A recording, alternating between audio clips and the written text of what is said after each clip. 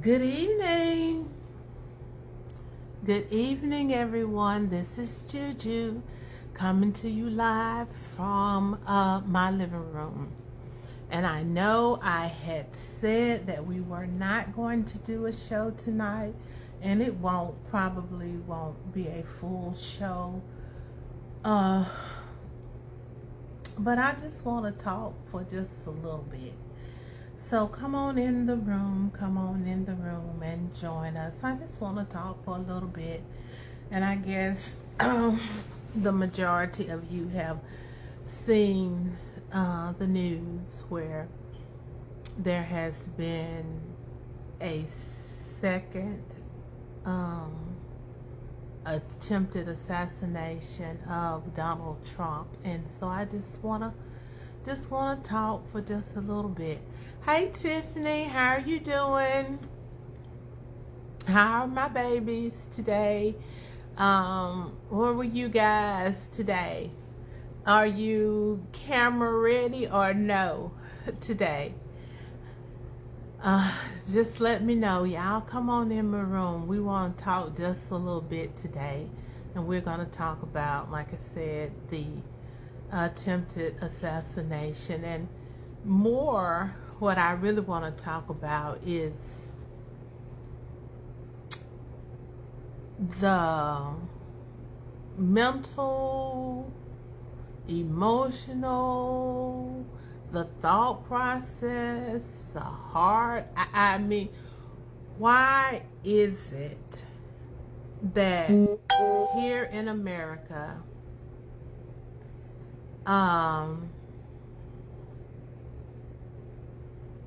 okay, I'm sorry you're still sick, but why is it here in America that our answer to any issue that we have seems to be to get our gun and shoot? If we don't agree with someone, if someone's politics are different than ours, someone's thought about anything is different than ours, if a person is culturally different than we are, why is our first thought, why is it our first thought to get a gun? I mean, that's what I want to talk about tonight. Why are we such a violent nation? Why is violence the answer to all of our questions? Hello, Lynette Vincent Mays. How are you doing? Hello, Miss Janotica H. Holmes. How are you doing? Hello, Mr. Michael France. How are you all doing? Thank you so much, guys, for joining me tonight. And like I said, this is a kind of an impromptu let's talk, because I wasn't planning to have one tonight, but because of this second attempt in 2 months to assassinate Donald Trump, I just want to talk about why is violence our answer.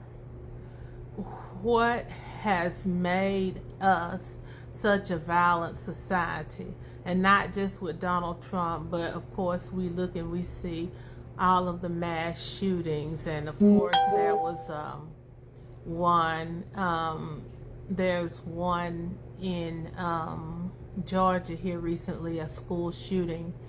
And at that time, and I don't know what the number is now, but at that time when the mass shooting occurred at the school in Georgia, there had been 300 and I think they said 87 mass shootings this year, and 387 mass shootings this year, which equaled more than 1.5 shootings a day. So why is it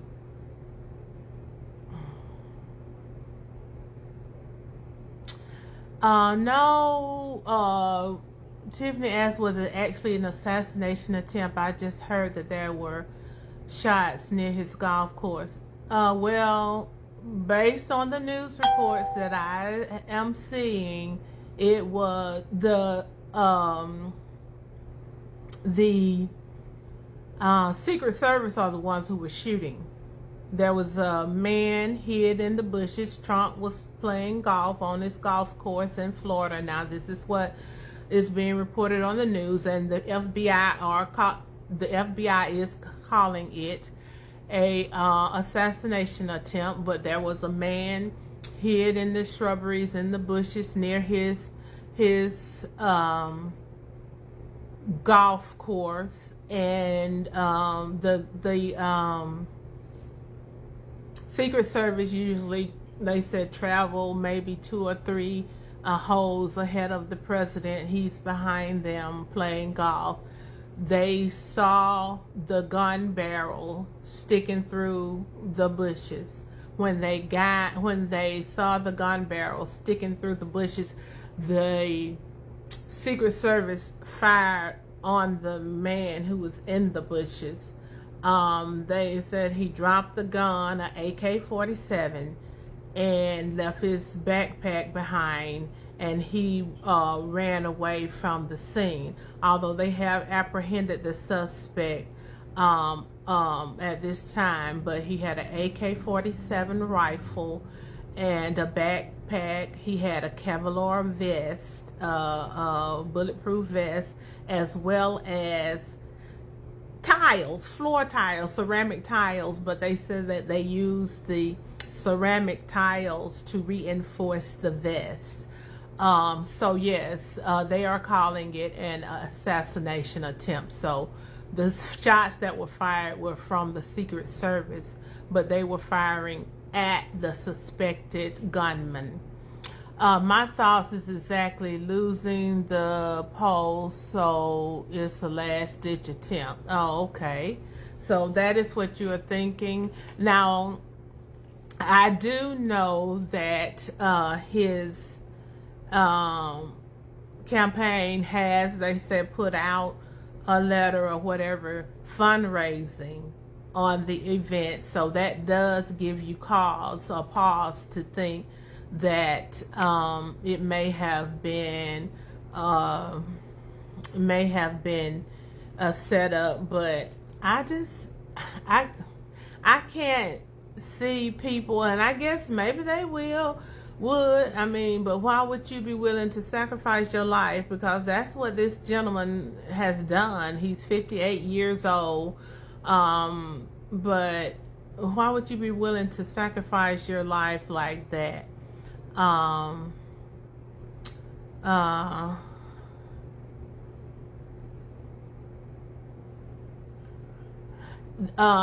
they were saying that the Secret Service fired at him at least 4 times, but like I said, he had on a bulletproof vest, and I don't know if he had the tiles in him or not, but they said he ran and jumped in the car that was parked there waiting for him, a SUV, and he drove off. Someone happened to take a picture of his license plate, and that is how they found him, because someone took a picture of his license plate. Not if it was a setup altogether. That's why he didn't lose his life. But I'm just thinking, why would you sacrifice your life? The thing about it is, he's going to jail for the rest of his life regardless. So why would you sacrifice your life? And I know these people, some of them feel like Trump is God, and they would be willing to do that, I guess, but I'm not gonna be so jaded as to say it's a conspiracy. What I do think, though, if you sow such seeds of hatred and discourse and discontent, that you breed these kind of things. Hey Rodriguez, how are you doing? Thank you for joining. Trump said he got to get everybody off if he's elected. Oh, so you're saying, okay, so he will pardon this shooter. That's the promise he made to the shooter. Okay, you go to jail, I can pardon you. I wouldn't trust Donald Trump with my life, I promise you. He's threatened to pardon some and prosecute others. Yes, that is definitely true. He has threatened to pardon the January 6th rioters and insurrectionists, and then he want to prosecute everybody in the DOJ, any of his political opponents, and all of that kind of good stuff. But anyway, they just ought to quit. That was fake as a $4 bill. They have sacrificed their lives and freedom and murdered people over that bullshit. And maybe it was fake, but I just feel like you have created such an atmosphere, because it's not just in this instance. Like I said, we're just such a violent nation. Okay, so let's not talk about Donald Trump right now and the assassination attempt. What about all of the violence, the school shootings and the mass shootings? What about all of that? That's not fake. So why are we such a violent nation? That's my question. Why are we such a violent nation? Hello, Althea Thomas. How are you doing? Thank you for joining.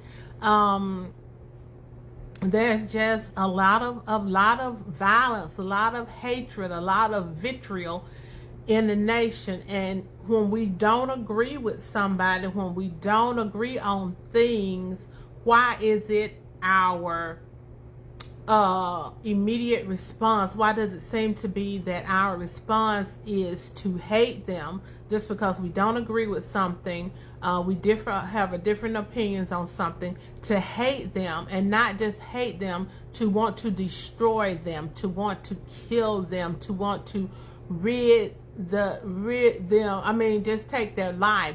Why is that? We're supposed to be a civilized nation. That is not the behavior of civilized people. So why are we in this most civilized society so uncivilized? Let me just ask you that. And Donald Trump and his second assassination attempt aside, why are we in this civilized society so uncivilized? Why are we so violent? Why are we so hate-filled? What makes us that way? And it seems like we get more violent, more full of hate, more full of vitriol every day. And if someone is not in agreement with us, if we don't agree with what they're saying, we want to be as nasty, as hateful, name calling. I promise you guys, I posted the event for Tuesday, and don't forget Tuesday, Let's Talk Live, Project 2025, St. Luke AME Church, 6 o'clock a.m. I mean p.m. Don't come in the a.m. 6 o'clock p.m. St. Luke AME Church, 1308 Auburn Street here in Opelika, and we will have someone from the Alabama Alliance, as well as the Southern Poverty Law Center, there to help us go through and to unpack what is in the Project 2025. But what I was saying is, when I posted the event, I had so many people calling me names, and people I don't know, and if you don't want to come to the event, don't come. But you got to get on there. You got to call all kinds of names, and I mean, just ridiculousness, just hate-filled speech, just hate speech, just nasty. Why? Yes, really, Tiffany, really. I have had all manner of people saying all kinds of ugly things to me just for posting that we're having an event. The nation was founded on violence. Okay, so you said that so what you're saying, Michael Francis, is that we have been violent since conception. So people do, I do think, I agree with you that people do fear change, and we have talked about the fear of the browning of America, and a lot of that is does play a part in it. And then the way a lot of people otherize people and make people who are different from them the enemy, and like I said, otherize them and make them seem unhuman, or speak to them or speak of them like they're not human, like they're not, I don't know what the word I want to use, but demonize other people. I agree with that. Do you think that the prevalence of gun, the fact that our society, our country is one where guns are so prevalent, do you think that has anything to do with our violent nature? I'm just trying to see, I used to think when people were saying, hey, Miss Cassandra Clifton, how are you doing? Thank you for joining. Michael Francis, people fear change if they feel it benefits anyone besides themselves. But I think people fear change. It's just a natural part. It's just how it's a natural part of us.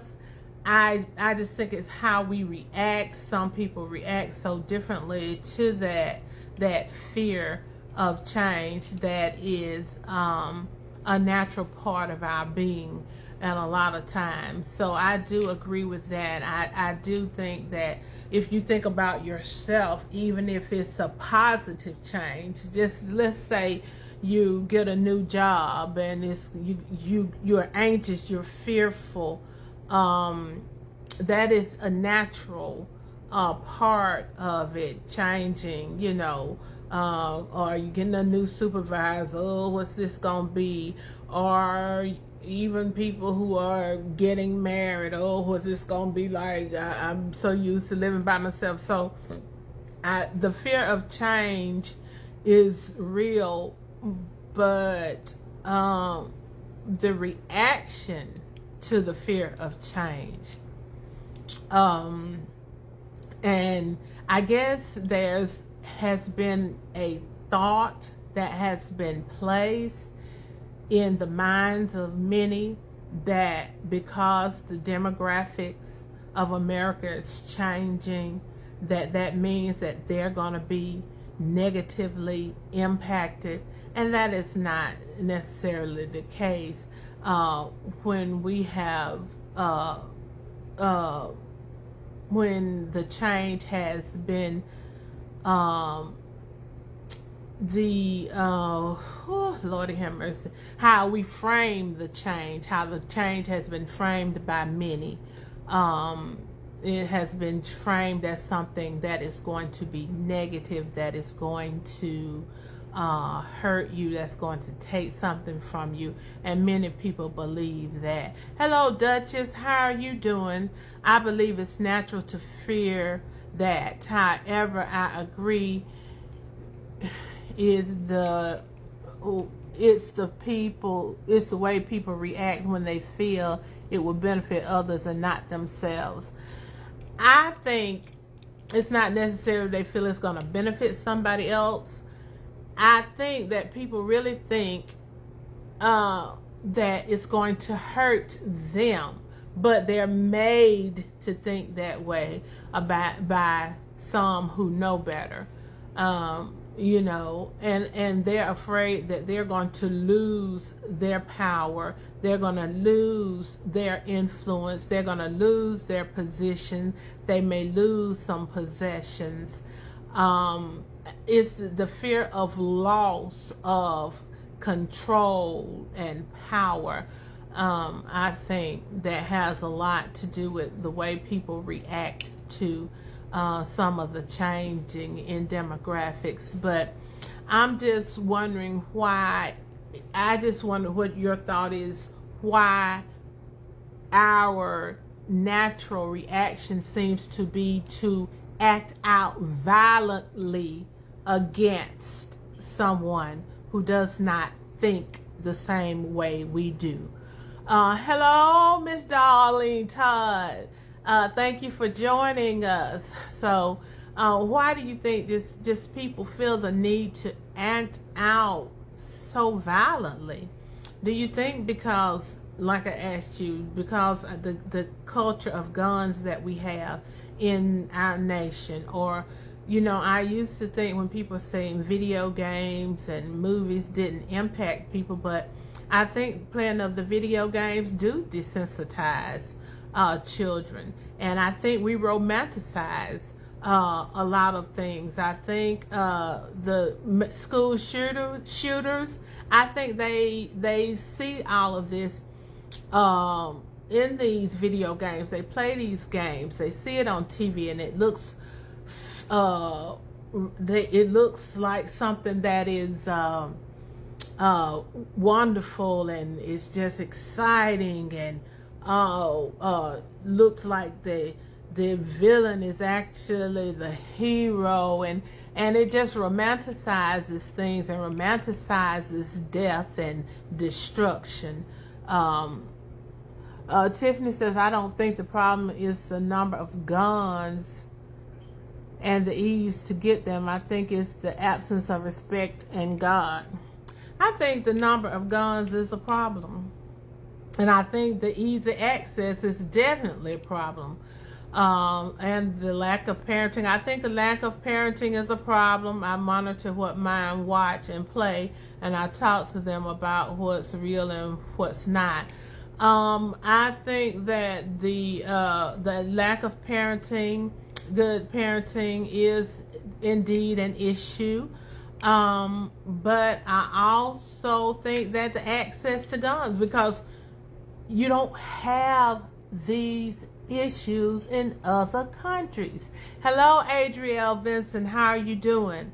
You don't have these issues in other countries that are as big as ours, other countries that are as, you know, supposed to be as industrial and as civilized and as, you know, influential as the United States.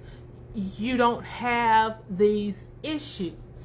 You may have every now and then that something happens, but you don't have this kind of, you don't have these kinds of mass shootings and mass murders, and you may have some of the more countries that are not supposed to be as civilized, some countries, and where they're not democracies, and where there's a lot of, you know, in other countries like that. But you're not having this in France, you're not having this in England, you're not having this even in Germany, you're not having this in Canada. You don't have these issues in those countries. So it can't just be, you know, it has to be something. What's different about those countries and the United States? Darlene says easy access and lack of parenting is an issue. It's easier to get a gun than it is to register to vote. In some places, yes. Some places you can go in and you don't have to show not one ID to purchase a gun, but you have to jump through a whole lot of hoops to vote. Yes, Michael is right. This is true. Whoever laughs reacts. Whoever laughs reacted. What's funny? Uh,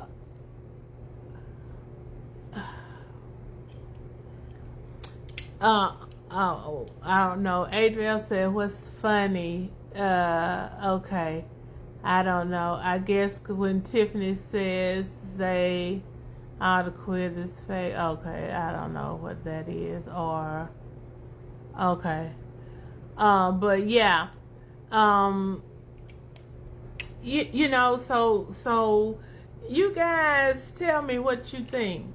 I want to hear your opinion on why we're so violent. Why are we such a violent society? Because the truth be told, regardless, we can't continue as a nation this way. I mean, you know, and whether or not there was definitely an attempt on Donald Trump's life, I don't know. All I can do is believe it until somebody shows me that it was not an attempt.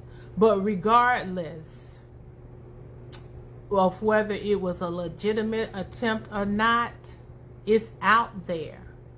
That is creating more division, more strife, more hatred, more animosity, and putting all of our lives in danger.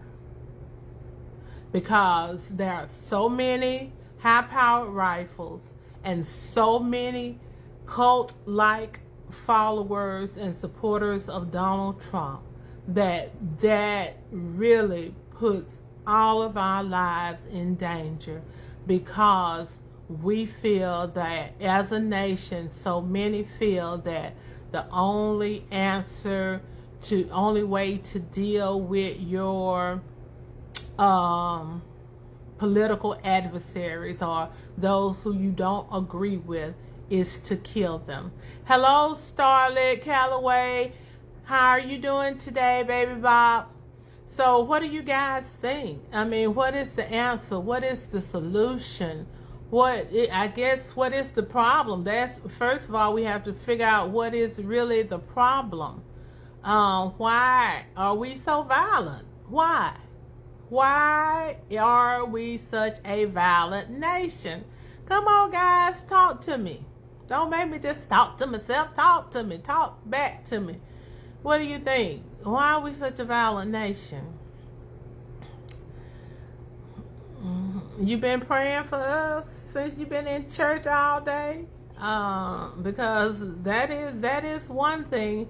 And I guess the fact that you said church all day was an answer from the Lord. I guess he said, I done told y'all what to do. If my people who are called by my name will humble yourself and pray, seek my face and turn from your wicked ways, then will I hear from heaven.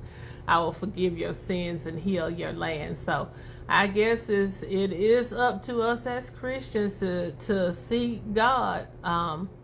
Colin said, why won't she just say they're nuts? Well, Colin, I think all of us are a little nuts, but that don't mean we go out there. I think all of us got a little nutty in us, but we don't go out shooting and killing people. But out of the mouth of babes. But anyway, so I just want us to really just think about it and think about the way that we react to people who have differing opinions from us. How do we react? Cassandra said, speaking on Trump, he heavily promotes violence. His words have a way of haunting him. He does heavily promote violence. I will agree with you on that, Cassandra. And I will also agree that when you sow those seeds of discourse, of hatred, of bitterness, those things will come back. You will reap what you sow. If people with the power promotes violence, that is what we get. And that is true too when people see our leaders, and so that's why it's so important, I guess, as us who are dealing with our kids, young people, to raise them in the way that they should go, not teaching them violence, not teaching them to act out violently, not teaching them to act violently, and I'm guilty of it sometimes too. You tell them, if they say something to you or if they hit you, you hit them back, and you get something and you knock them out, and all of that, that is promoting violence. And in this day and age, we can't do it. We got to teach our kids a better way. And I also said what I'll say at school when it comes to young people, because I don't know what to do for us old folks.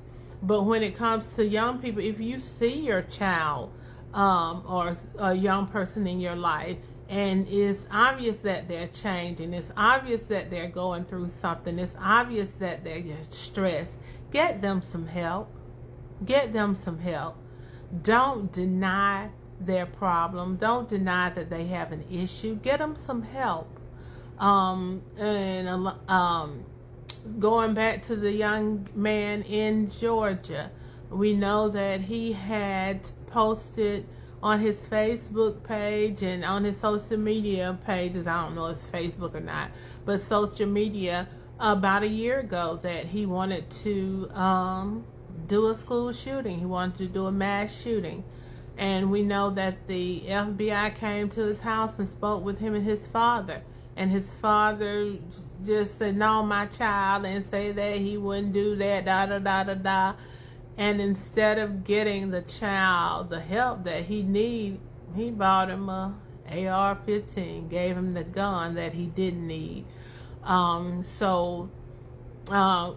We got to do better about raising up this next generation, because there's a lot of negative influence, and you have to watch the things. Be very careful, because there are so many sources out there that are influencing our children. They have so many opportunities. We were talking earlier today, and we're talking about our mom and how she didn't let,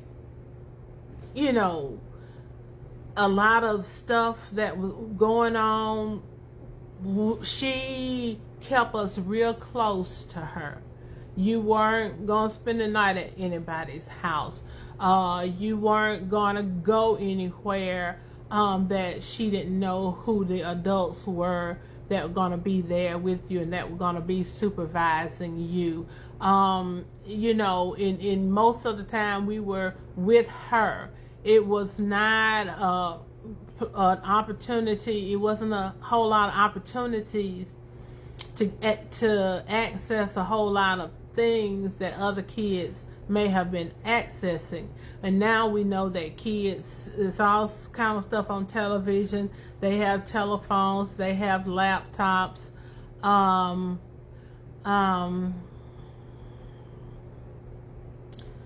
That's right, Julia. His parents were negligent. Yes, his parents were negligent. He didn't need a cap gun. You are correct.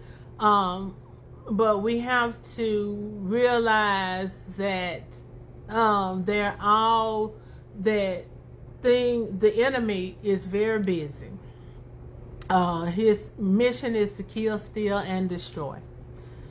And we have all these different forces that are out to control our kids. And so we have to be very mindful of what we are allowing them to access.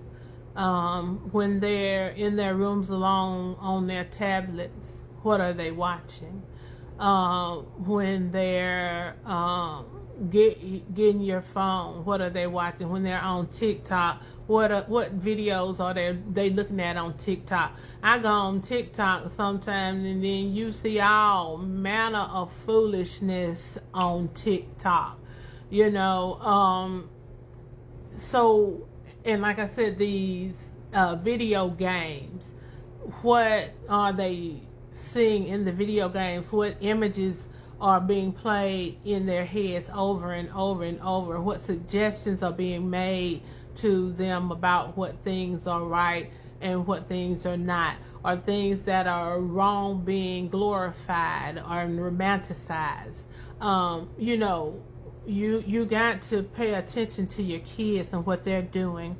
There is no such thing as their privacy. I'm checking everything. Okay.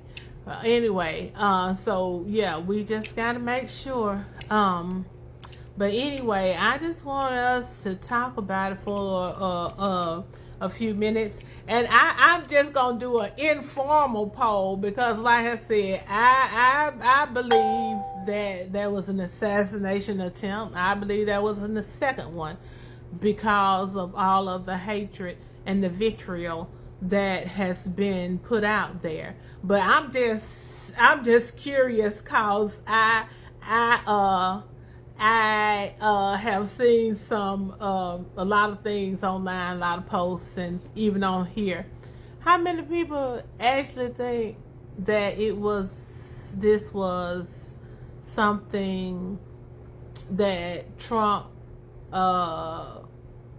made up or created in order to get some of the media attention off of Kamala Harris?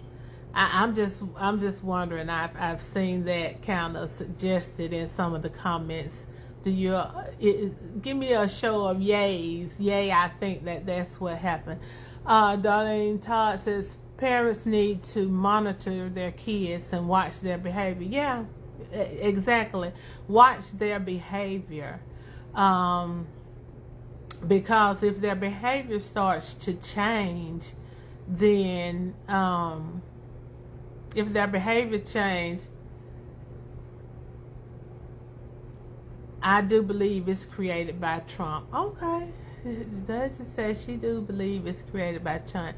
Okay, and Darlene says, yes, I wish I didn't think this way, but that was my first thought. Fake attempt. Okay. Yes, it was a stunt. Okay, so I guess, you know, and I guess I'm still thinking like me, thinking, why would anybody, like I said, give up their whole life, sacrifice their life for this? But then you do have to think, you know, his schedule is not publicized.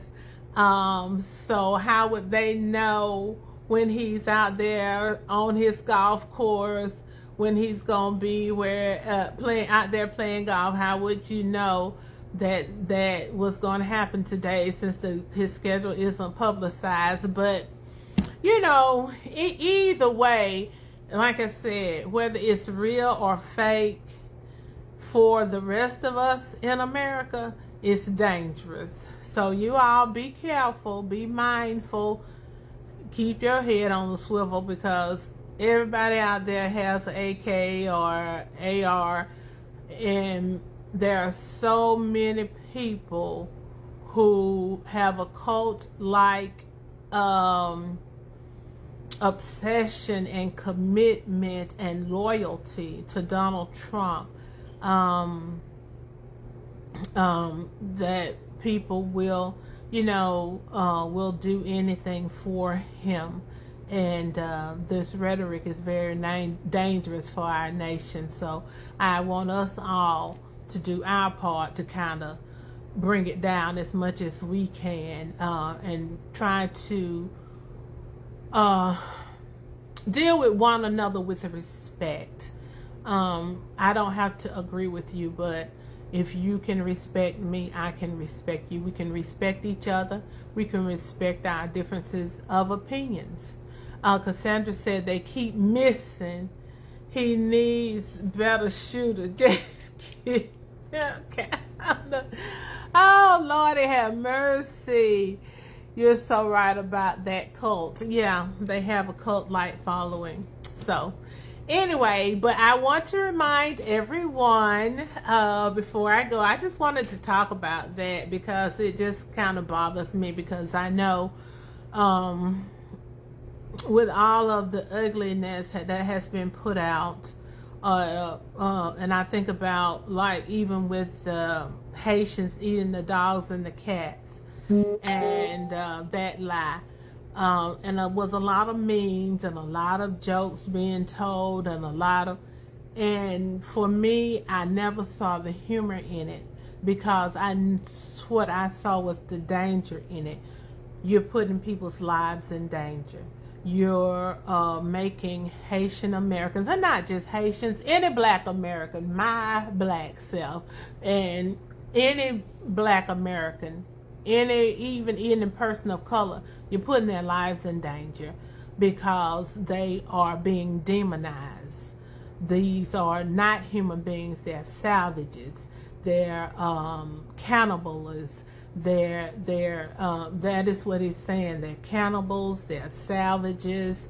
They are barbaric. That's what he's saying about us. And when you can make a person, you can take away their humanity, then it's much easier for you to hurt them, kill them, because they're not human. You know, they say in policing, what is it? NHI, no humans involved. And they would say that a lot of times about homeless people, but that's the same thing when you get to the point where I can say you're an other, you're less than human, you're a savage, you're a cannibal, you're barbaric. Then if I go and shoot up your whatever, and kill a bunch of people of color, a bunch of Hispanic people, or a bunch of homosexuals, or a bunch of people who we say, okay, they're not human, then it's okay because there's no human involved. It makes it easier to do that.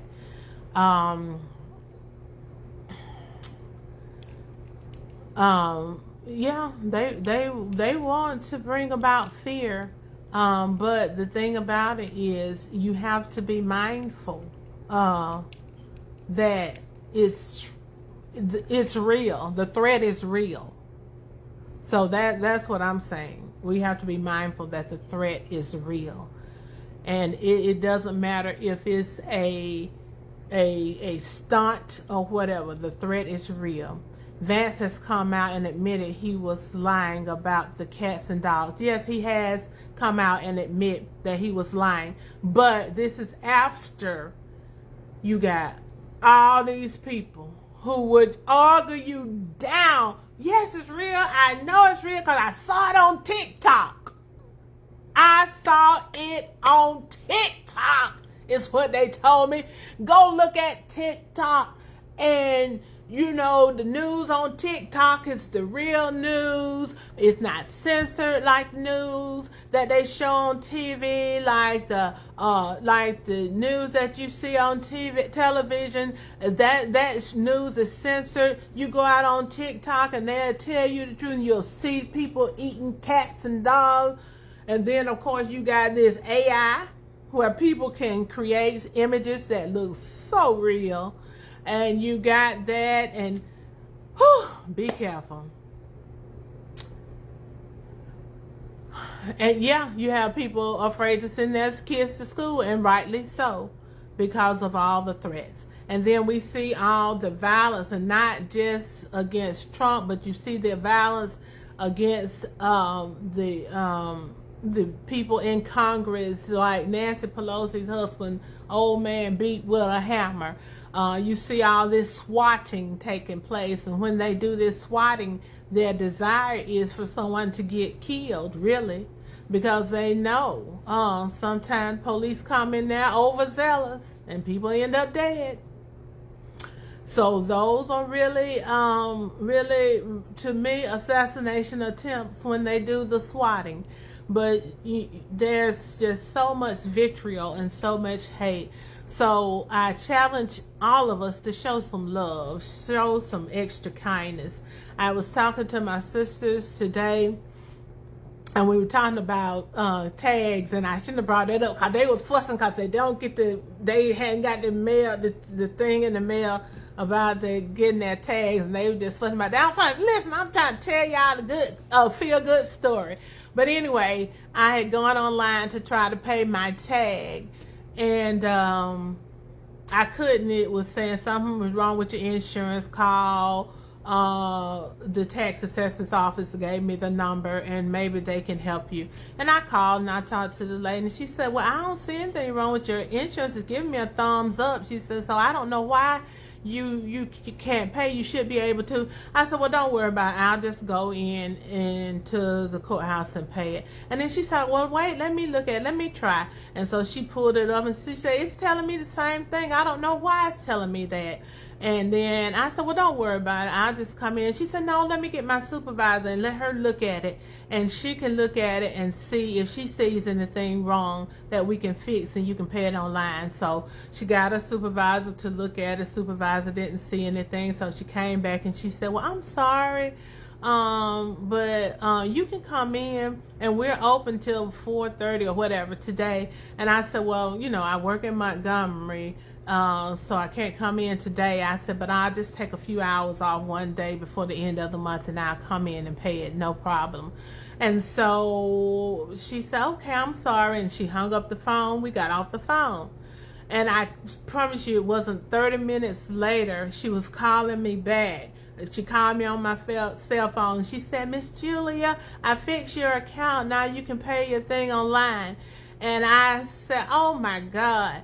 That kind of thing, that kind of customer service is something that's gone out the window.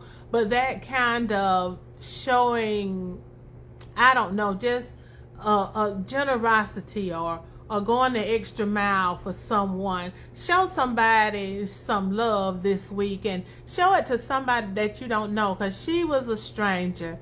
And show each other some grace. Exactly, Michael Francis. Show somebody some grace. Somebody that's a stranger, that's not your friend, or somebody that you would normally just go all in on. Show them some grace. Show them some kindness. Show them some love. We can change. We have to change this environment that we're in, and it has to start with us, because I can't control what you do. You can't control what I do, but we can control what we do. I can control what I do, and you can control what you do.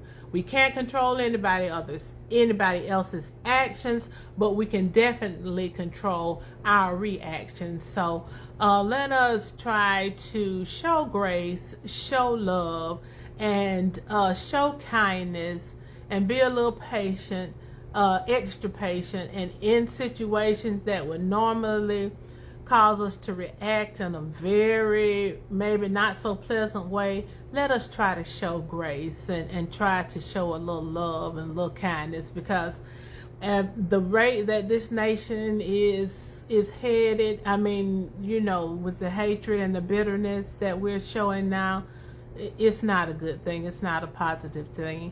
Tell someone that you love them and mean it. That's what Darlene says, and she is so correct. And I have to, a couple of things before we go. First of all, don't forget, I need everybody to come out on Tuesday. We're going to study the document. We're going to get some history of the Project 2025. And like I said, we're going to have someone from the Alabama Alliance and the Southern Poverty Law Center, a lawyer from the Southern Poverty Law Center will be there to go through and dissect the Project 2025, the plan. Second thing, if you are in need of some beautification, I need for you to reach out to Duchess Thomas. She is one of the newest Mary Kay representatives. And she has all of your cleansing products to make your face nice and beautiful and your skin nice and clean and clear, and as well as the makeup. So I'm going to attach her her website so you can go out there and look at it and order some products. Ladies, if you want to have a beauty bar, and I think if you host a beauty bar, then you get discounts on some of your products. I want to thank Duchess and her Miss Mary Kay, because she's the very first sponsor of Let's Talk. So we will be popping her up, Miss Duchess, and hopefully you all will make her your Mary Kay consultant, and go to her for all of your beauty needs. Yes, hostesses for beauty bars get discounts. So if you would like to host a Mary Kay party, contact Duchess Thomas, and she can set that up for you. Okay, and then the third thing I have to do before I get off here, I have to say hello to my Munchie, my Pretty Little Mess, my Huffy Puff, my little old Journey Huff, because if her Juju doesn't say hello to her when she's doing her TikTok, then Huffy Puffs gets angry with me. So I have to say hello, Journey. How are you? And Journey was at the last beauty bar that Duchess held, and Journey was there, and she was putting on her makeup. As a matter of fact, she said, Aunt Joyce, I need my products. And you know they have the little tray where they put all the different little cleansers and stuff. She had her little tray, but hers was empty. She told Aunt Joyce, I need my products. And so anyway, her Aunt Joyce said she didn't take any pictures of her, but she made her face up, y'all. So anyway, I love you, Journey Huff. My Pretty Little Mess. Anyway, all right, guys. I hope I'll see all of you on Tuesday. Don't forget to be nicer than necessary to everyone you meet, because everyone you meet is going through something. Everyone you meet is going through something. So be nicer than necessary. Thank you guys so much for hopping on with me tonight. I'll see you all on Tuesday night. And until then, I am Juju. I am that mountain moving giant slayer. I am walking by faith. I am inspiring hope. And I am showing love all along the way. And until next time, I wish you all much love and many blessings. Good night.